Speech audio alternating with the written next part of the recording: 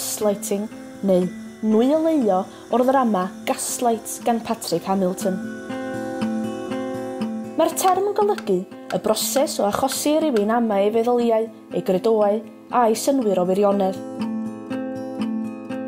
Mewn geiriau eraill, mae'r gaslighter yn gwrthod cymryd y ffordd wyt ti'n ei deimlo o ddifrif drwy ddweud pethau fel ti'n crazy. Yn y ddrama Gaslight, mae'r prif gymeriad yn cael ei gaslightio wrth i'w gŵr ostwng y lampau nwy ychydig bach bob dydd.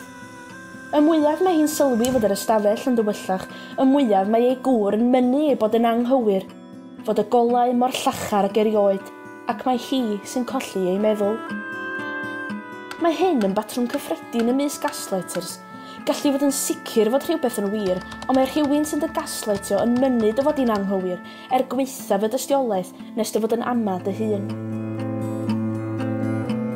Gall gaslighting fod yn rhan o batrwm ehangach o ymddygiad o'r enw coercive control. Mae coercive control yn golygu unrhyw ymddygiad sy'n ceisio rheoli rhywun neu ei orfodi i wneud pethau na fasen nhw eisiau wneud.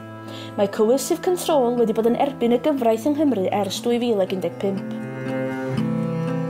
Gall hyn effeithio yn ddifrifol ar dy hunanhyder a dy iechyd meddwl.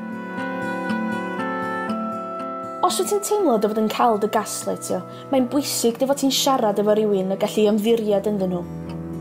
Os nad oes gen ti rhywun i siarad efo nhw, mae mudiadau fel Mind yma i helpu, neu eich mudiad trais yn y cartref lleol.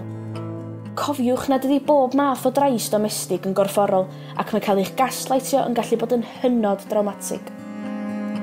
Bydda'n glen efo chdi dy hun, mae gaslighters yn gwybod yn iawn be maen nhw'n ei wneud. Gall unrhyw un gael ei dargedu.